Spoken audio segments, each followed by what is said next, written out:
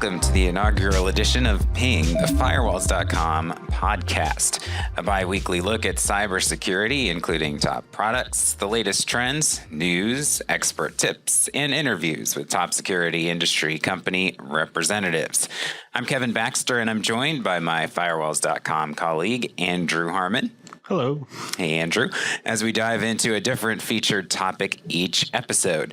New episodes of the podcast will be released every other Wednesday, so subscribe on your favorite podcasting platform to get the latest one. We're excited to have you with us. Feel free to leave a comment or email us at podcast@firewalls.com with feedback or questions. So without further ado, let's jump into this week's topic and introduce our featured guest. So the topic, the cloud. At one time, a word association might have made you think of rain or a few puffy white cumulus ones drifting across a blue sky. Now when we say cloud, chances are you're thinking about the online world of applications for data storage, sharing, and more. Whether you think about it or not, you're already using the cloud for many of these services in your personal life, and your business is too. And Andrew, the cloud is pretty ubiquitous now. There really is no way to avoid using it in some way. No, just about every business these days is going to have some interaction with the cloud, whether that's through software as a service applications, databases, anything like that. Cloud storage, cloud email, that's something that, personally use on a day-to-day basis too. Yeah, anywhere where messages would be archived or server data would be stored long-term is going to be backed up in the cloud at some point. And as we talk about the business side of the cloud in particular, what we're seeing nowadays is the ability to really move just about everything from the physical space to the cloud so that you don't have as much hardware infrastructure in especially for a small business, that can be cost saving. That does mean that you have to consider something that you should have been considering all along, which is security. Today we are joined by Shannon Emmons, the Senior Product Manager with Sonicwall. And what are we talking about? We're talking about cloud app security. Shannon, welcome. Thank you. Thank you guys for having me. Really appreciate it. So we're talking about cloud app security today, and generally I think people have an idea of some of the things that live on the cloud now, but how prevalent have you seen it nowadays for businesses to use? It is extremely common. More and more organizations are using the cloud, which is kind of a loose term, right? In a multitude of fashions. So when we talk about the cloud, we have three primary delivery mechanisms.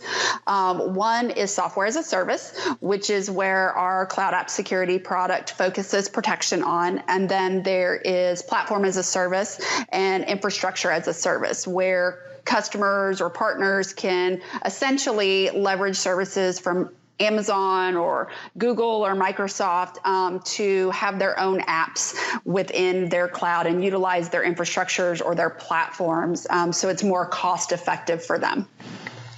So why would we choose to go with the cloud as opposed to an all on-premise solution? Is it even avoidable in 2019? I don't think it's avoidable, honestly, in 2019. I mean, that said, you don't have to go all cloud, right? What we see a lot of organizations doing is adopting different cloud products over a period of time, whether those are internal resources that are coming up on expiration, right? Their infrastructure is dated. They need to update to something new. They don't want to invest in hardware, or there is a change in the technology where it's only offered in a cloud environment today. Particularly in our smaller and medium business customers, right? We tend not to have the ability or the luxury to have the financial obligations of on-premise deployments at this point. On-premise deployments can be intensive. You've got infrastructure costs, you've got software maintenance costs, you've got the admin overhead associated with maintaining all of it and updating it, plus your electricity and your space and whatnot. So we do see a lot of customers making the migration to cloud to offset their costs and reduce their overhead. And you mentioned there are so many different things that kind of fall under the cloud, and software as a service is maybe one of the biggest pieces that a business will deal with in some way, shape, or form. Explain a little bit more about kind of what's out there in the SaaS world. Oh, sure. In the SaaS world, right, I think from the business perspective, one of the biggest moves that we've seen over the last several years is really due to Office 365, right? So historically, we all had internal mail servers and internal mail protection, and it was very appliance-based. So as Office 365 came out, and that is now stored in the cloud for the bulk of it. You can still use some on-prem Exchange, but you've got your mail in the cloud, you've got your OneDrive, you've got your SharePoint in the cloud. A lot of customers are leveraging that because they just can't afford to maintain all of the costs associated with the on-prem implementations. So we've seen kind of a bulk shift, and that will continue to grow, I think, as we go forward. We see some customers, right, that choose G Suite over Office 365. So they use Gmail or Google Drive, all still SaaS products. And then we also see the adoption of file storage. For a lot of companies, they're not maintaining servers anymore, or they're decommissioning servers. They're storing their data up in the cloud. So file storage apps like Box and Dropbox. For more of the business process oriented items, like you see a lot of customers using Salesforce for a variety of things. HR applications, whether it's Bamboo HR or something else. So we definitely see a solid migration. I think the current predictions are that it will continue to grow by at least 30% over the next 2 years. Yeah, it covers pretty much everything at this point. You mentioned earlier Office 365, for instance. Really, a lot of these companies are shifting to that model anyway. Microsoft providing Office 365, it's harder and harder to even find a non-cloud version of stuff like that. Yeah, and I suspect we will continue to see that. You know, one of the things that I always tell customers to kind of keep in mind, right, is the cloud is great. It can enable you a lot of efficiencies, a lot of collaboration. It's still somebody else's computer.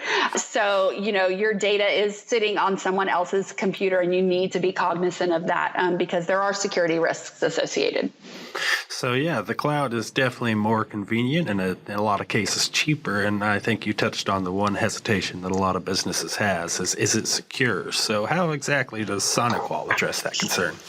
Yeah, absolutely. So the Sonicwall Portfolio actually has multiple pieces where customers can address that. So what we'll talk about today is the software as a service protection, but we also provide workload protection. One of the things that we refer to as workloads if you're using something in AWS or Google Cloud. So we offer web application firewalls and virtual firewalls for those environments. But for SaaS protection, what we offer today is cloud app security. And what that is a combined solution that protects your cloud-based email, so your Office 365 mail or your Gmail, in addition to protecting the apps that come with those productivity suites. So for Office 365, we protect not only email, but we protect OneDrive and SharePoint. You probably see Microsoft making a real heavy push for Microsoft Teams right now because collaboration tools are really becoming very hot for usage. They're also becoming hot in the threat space. So you'll see things like Microsoft Teams coming on in the future. For Google, we provide protection for Gmail and Google Drive. And then we also provide protection for Box and Dropbox right now.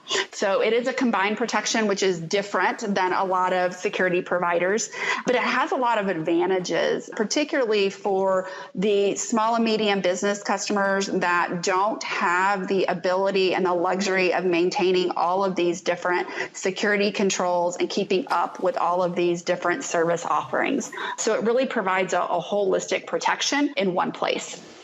Yeah, to be able to get just one solution that covers you and makes you feel a little more comfortable working in the cloud, that's got to be helpful. Yeah, it really is. And that's actually was kind of a deliberate approach on our part. When I came into this product role last summer, when I was surveying the competitive landscape, even as a product manager who's worked in the security space for 16 plus years, I had a really hard time figuring out the security offerings from multiple vendors to get a combined protection, right, for email and the Sas apps. For a consumer, that's really difficult. And we wanted to make it as easy as possible to not only figure out what you need to protect, get your protection, but also to use the protection. So we've really designed it with ease of use and ease of purchase and ease of deployment in mind. So exactly how complicated is this to set up and to manage on an ongoing basis then? It is incredibly easy. One of the demos I tend to do with partners, and I think I've demoed this with some of the folks at Firewalls.com as well, is the onboarding for the Sas apps. So the onboarding is what we use to register our security product into the Sas app that you're protecting. It's like 6 questions. It's a wizard-based UI. You answer these 6 questions, and we take care of the rest for you. And that gets your protection installed. It gets you a historical scan running. You don't have to do anything for us to do that. It gets you default policies in place so that when you've completed your historical scans, you can go in and tweak those and configure the protection mechanisms that you want and the actions that you as a customer want the product to take. In terms of maintenance, it is a software as a service product. So we maintain the infrastructure, we maintain the application updates for cloud app security. So as a customer, you don't have to worry about any of that. We take care of it for you. From the administration perspective, the UI is incredibly easy. One of the things that we are very cognizant of is data exfiltration in the cloud. So with one of our cloud app security packages, we offer a data loss prevention technology that helps you prevent data exfiltration. So your sensitive data that you've got stored up in the cloud, how do you protect it, right, and make sure that it doesn't get out, it's not externally shared, whatnot. DLP as itself can just be a beast. A lot of DLP solutions have a lot of overhead associated with them. You've got a lot of data classification policies that you have to put in place. It is really burdensome for customers, and a lot of customers quickly get frustrated and they throw up their hands. So the approach that we took with our DLP was a compliance-based template approach. So the customer doesn't have to add key terms. They don't have to add specific number formats. They simply can check a box. It's a compliance-based template to protect against exfiltration for things like PCI data, PII data. Really easy to use format. All of our policies are very easy to use. So it is a great tool for customers of any organization side, right, who really need ease of use and don't have the ability to go in and constantly maintain granular policies. You touched on data. I mean, that's probably people's biggest concern when using the cloud. Is my data going to be safe? And this really addresses that. Yeah. And, we talked about data exfiltration, but one of the other things, too, that you absolutely have to be concerned about in the cloud, we talk a lot about email, right, and threats in email, but what about your cloud storage? What about your OneDrive? How are those files being protected from malware, ransomware, Trojans? And a lot of our customers assume that because it's Microsoft or, another vendor, that they provide the protection for you. They take care of that, and they don't. Depending on the packages that you have or the different subscription services, you may have advanced threat protection. You probably don't. It doesn't come by default. And so we also focus, in addition to DLP, is protecting those files from direct threats, whether it's ransomware or viruses, malware, 0 days. You have to be cognizant of that as well. So what subscription types are available for cloud app security? So we have yearly subscriptions available. We have a 1-year or 3-year term. We offer 2 packages, and we did that because we wanted to keep it simple for people and not overwhelm them. So we provide what we call a basic package, which is your choice of Office 365 Suite or G Suite. So within that, of course, you choose one or the other, and then you get that holistic protection for the suite itself versus just Mail or just OneDrive. And it includes next-gen anti-phishing technology. It includes advanced threat protection, right, using our Capture ATP. You get the account takeover protection. Credential compromise is definitely not going away. And so we need to be cognizant of that as well. It doesn't provide you DLP in that basic package. And one of the reasons that we did that is because, we are cognizant that some customers maybe not storing data yet in file storage apps, or they operate on a trust model. And from their perspective, that's good for them right now. We would like to see them use DLP to protect themselves against a breach, of course, but we want to have an entry-level package for them.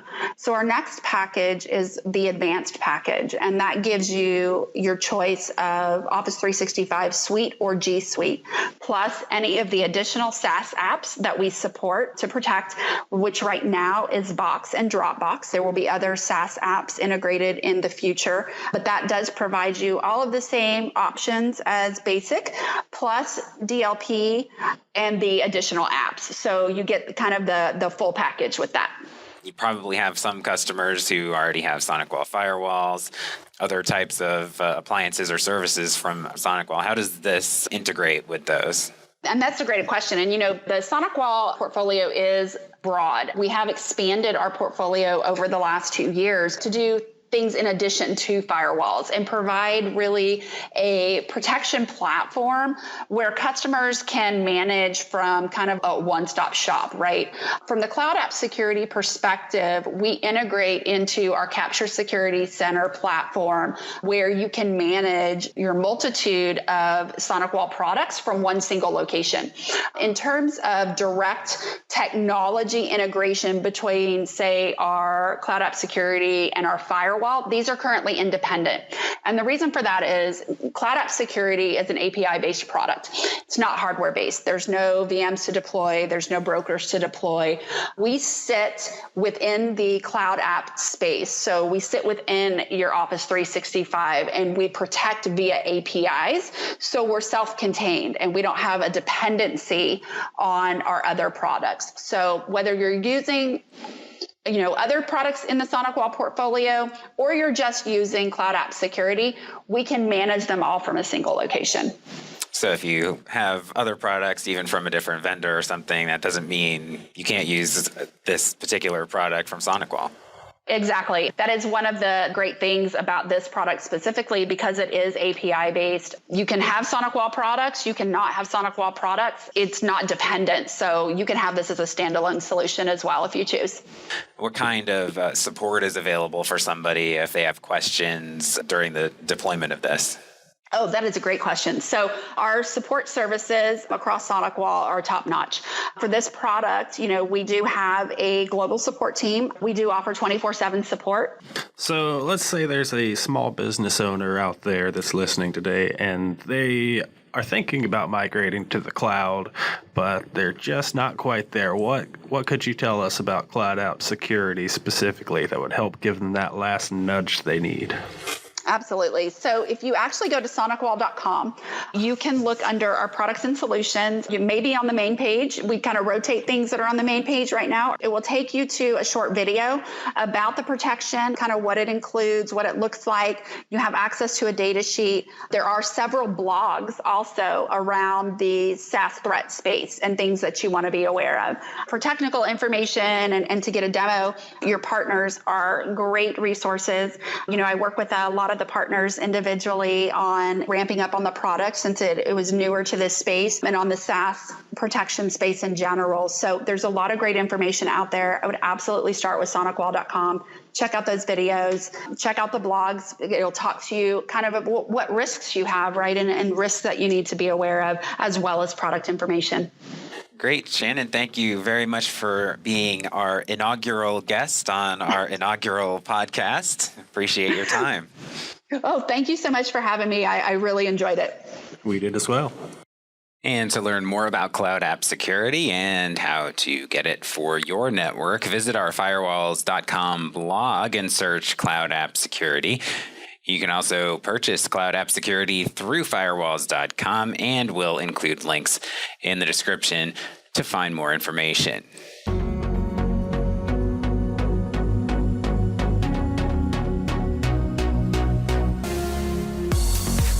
Now, time for another regular segment here on Ping, the Firewalls.com podcast. In this segment, it is headlines. We discuss a few top news stories in the network security world and what they may mean to you. So story number one today that we'll talk about, a new study from Nationwide Insurance has found that most small business owners let their employees work remotely, but they may not be taking the necessary steps to keep their cybersecurity strong. Andrew, what did you see in the study? So just a few quick stats from the study. 83% of small businesses owners that were surveyed report that they do allow employees to work remotely when needed. And 95% of young business owners, so startups, entrepreneurs, younger people that are a little more likely to adapt to technology, they also let their employees work remotely. But of those surveyed, only half have updated the remote security policies within the last year. This is going to be an ongoing theme, really, of what we talk about on this podcast going forward. But security is something you have to think about in every aspect of your business. And talking about that security policy not being up to date, it also mentions that they haven't educated their employees on cybersecurity.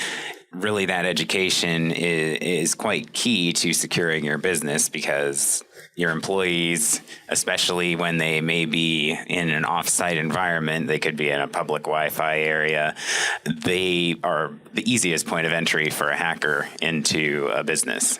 Yeah, no matter how smart the systems you have in place for security are, your weakest link is always going to be the human element. Social engineering is a very powerful tool to breach into networks and to make these sort of cyber attacks.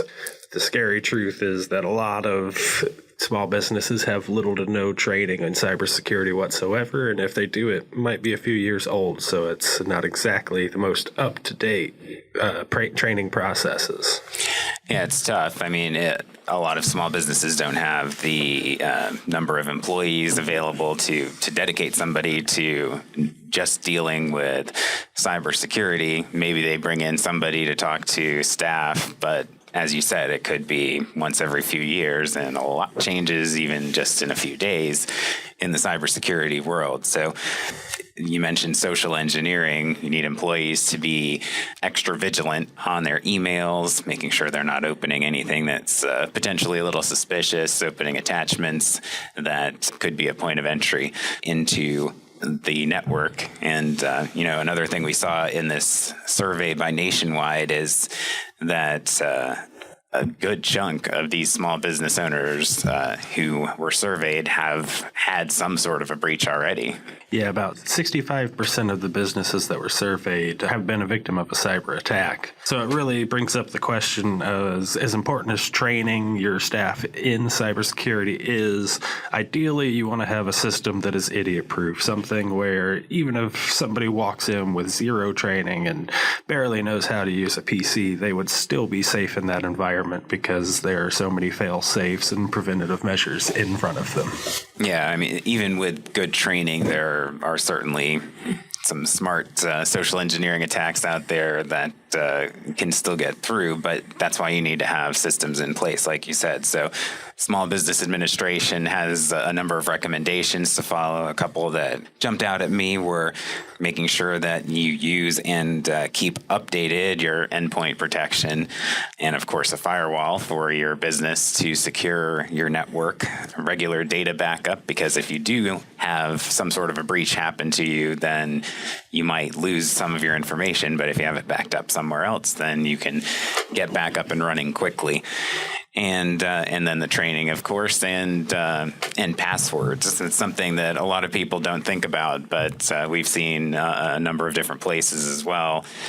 Maybe not having a strong password, not changing your password, using the same generic out-of-the-box password can get you into trouble too. Yeah, and if you choose to go with two-factor authentication, that certainly helps the password conundrum. I think another important point that the U.S. Small Business Administration mentions is setting consequences for violating cybersecurity policies. It's one thing to make rules and to train your team on them, but if there are no actual consequences for exposing the company to risk, then those rules sort of fall by the wayside. Right. You definitely need to potentially provide some incentives. You can do the potential for punishment there, and also maybe consider some sort of positive incentive as well to get employees excited about paying attention to cybersecurity and taking that into action. Mm-hmm. Definitely need to make it more than just a training session one day. It needs to become a part of the company culture. Mm-hmm. And a lot of businesses also need to start planning for mobile device security specifically as remote work, as the stats that we mentioned are growing and bring your own device policies are becoming more open. Businesses will need to start planning for people to be using and accessing company data even over public Wi-Fi. Right. Everybody has a smartphone now pretty much, and they work off of that smartphone quite a bit. You obviously don't always have the ability to sit down, open up your laptop, and get your workstation going, but checking your email on your mobile device and, even editing documents and things like that, that's a pretty common occurrence now. Yes. A lot of people working in very non-traditional spaces for businesses that IT really didn't have to worry about so much in the past. On to headline number 2. A Google researcher, a Google security researcher that is, recently reported a 20-year-old vulnerability that's present in all versions of Windows, from XP to the current version Windows 10. Andrew, what did we see about this story? One quote I wanted to directly pull out of this story. It turns out it was possible to reach across sessions and violate NT security boundaries for nearly 20 years, and nobody noticed. Yeah, the bug itself, if exploited, can allow a hacker to perform what's called a privilege escalation attack, which means they can run code that can unlock full system privileges through the CTF monitor. And the discovery was made by Google Project Zero's Tavis Ormandy. Just recently, a patch was released by Microsoft, but if you don't have that patch, then that vulnerability is still on your system. Ormandy did report his findings to Microsoft directly in May of this year, but after 90 days without the issue being addressed, he was able to bring it to the public. Really significant vulnerability that can provide a dangerous level of access to somebody who has exploited it. Really amazing that something like this has made it 2 decades of Windows without being discovered before. Yes, so this vulnerability takes advantage of the CTF monitor, which you'll see a CTF mod in the task manager. It's a text service program that manages functions like keyboard layout, speech to text, other text input processes, and it has no access controls. So any application or user can use this to trick other apps into connecting with CTF-Mon. And pretty much every app uses CTF-Mon because it does kind of give you the configuration of the computer basically on startup. So keyboard layouts, input methods, things like that. And what makes this particularly scary is that CTF-Mon can also escape sandboxes and escalate privileges. Right, so definitely dangerous, and if a hacker gets admin access to a system, really all bets are off at that point. So something you have to worry about. The patch is out, though, so make sure that you have the latest updates to your Windows operating system, and you should be good to go. But it also brings up that something to remember, that you need multiple layers of security, because there could be vulnerabilities in software or in the operating system itself. And that's why you need a firewall. That's why you need endpoint, all of those types of things to guard against something like this getting through. Yeah, and this was discovered by Project Zero, as you said, which is Google's team of security analysts tasked with hunting down zero-day threats. And the scary part about zero-day threats is, just like this one in the news today, they could be right under our noses without any of us noticing for 2 decades before somebody kind of stumbles upon those capabilities. Right, and it's certainly possible that hackers have already been aware of this, and it's gotten by in secret, and potentially breaches have occurred through it. But now that it's out there, and now that Microsoft is aware of it and has released a patch, should be safe. Should be, yes. All right, time for our third headline. This one, a little bit scary. Hackers can turn speakers into weapons. Possibly. This could be a scenario for the sequel to Scary Stories to Tell in the Dark. A cybersecurity researcher has found that custom malware could be used to get speakers to emit either inaudible or audible frequencies that could harm hearing, cause tinnitus, or even lead to psychological effects. And when we're talking about speakers, we're talking about things like laptop speakers, USB speakers, Bluetooth speakers, smart speakers such as the Google Home or Amazon Alexa. Yeah, just about anything that puts out sound that has some way of connecting to the internet could potentially be one of the ones that we're talking about here.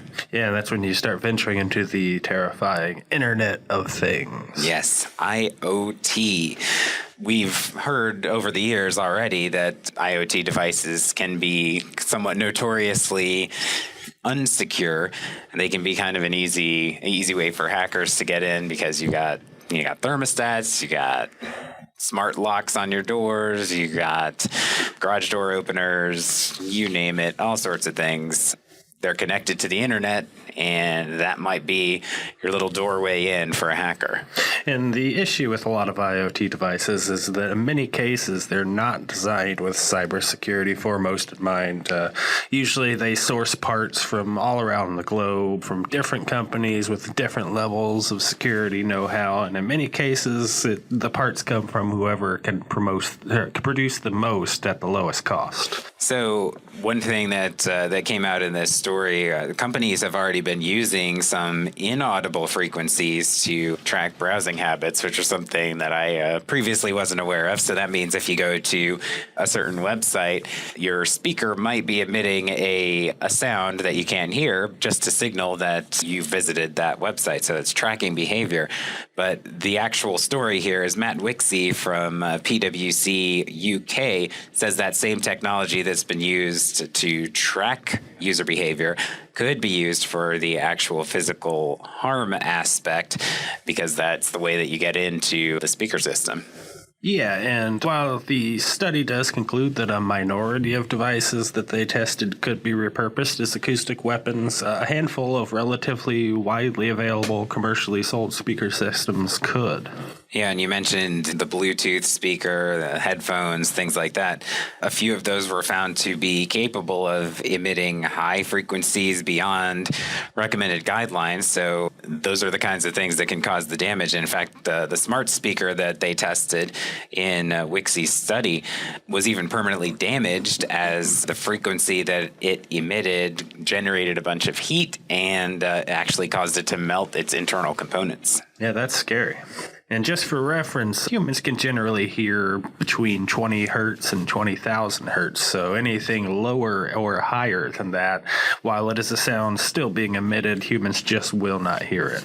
But it could still hurt. Yes, it can definitely still be picked up by parts of your ear and cause some damage. Yeah, there had been some recent news about an issue in Cuba at the U.S. Embassy, I believe, right, where there had been a potential connection to this, too. Yeah, a lot of ambassadors were reporting some headaches, lightheadedness, stuff like that. And one of the potential causes was thought to be an acoustic weapon.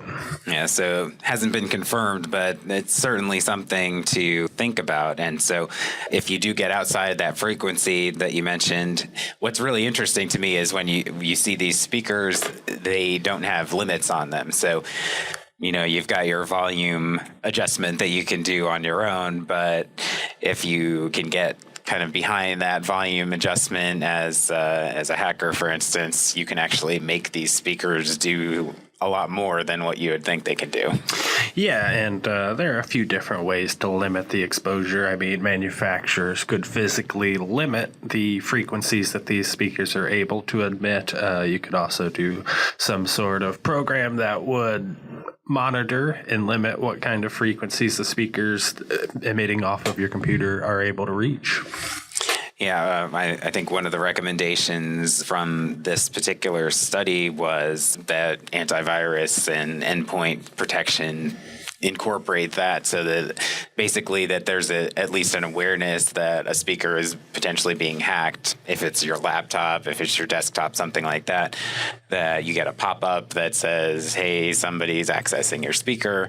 And if you're not the one doing it, then maybe there's a hint there that something's going on.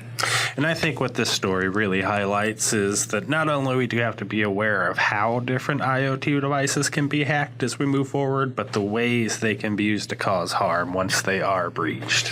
Yeah, and Matt Wixie, again, the gentleman who brought this forward in the first place, mentioned that it's just showing how the virtual world can lead to actual physical implications in a situation like this. So that's it for the headlines, and now on to our next segment, the Engineer's Minute.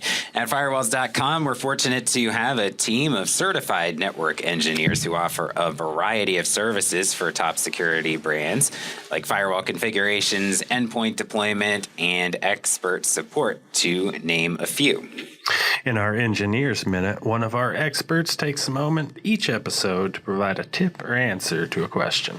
That's where you come in. Leave a question in the comments or email us at podcast@firewalls.com, and you just may get your question answered in a future episode. For this edition, we have our engineer, Alan Steady, coming in with a tip related to our topic of the day, cloud app security, and something that you really want to think about when you may be migrating to the cloud. Right. So as we prepare to migrate to the cloud and begin to incorporate more and more SaaS applications, the number one thing we have to consider is security. This is by far the most misunderstood aspect that we hear administrators talk about as they migrate to the cloud. They tend to think that since the storage and access medium doesn't flow through the internal network or on-prem gateway, not that it can't be set up that way, but that it somehow passes the security aspects onto the hosting provider, and this simply just isn't the case. So when migrating to the cloud, as you continue to utilize SaaS applications, we need to think of it truly just as an extension of our internal network and infrastructure. The cloud and hosting providers are providing us with the applications and infrastructure, but it is in fact up to us as the customer to enforce and put in place the security mechanisms to protect the data being stored. The challenges of securing the cloud are every bit as complex as the challenges we face with securing our physical networks, but there are tools and utilities out there that do simplify our role as administrators. So when evaluating a cloud app security solution, we need to look at products and solutions that can provide us with a multi-layered security approach that are easy to manage and are capable of protecting a broad spectrum of our SaaS apps. In other words, the solution should be scalable. To learn more about what our network engineers can do for your business, give us a call at 866-403-5305 or go to firewalls.com/services. Thanks very much for joining us on this inaugural episode of Ping, the Firewalls.com podcast. Subscribe now to ensure you get the latest episodes as soon as they're available. And please do rate and review us wherever you listen to the podcast. Visit Firewalls.com for all your network security needs, and give us a follow on Facebook, Twitter, and LinkedIn. I'm Kevin Baxter. And I'm Andrew Harmon. We'll be back soon with another episode, but in the meantime, we remind you to get secure, stay secure.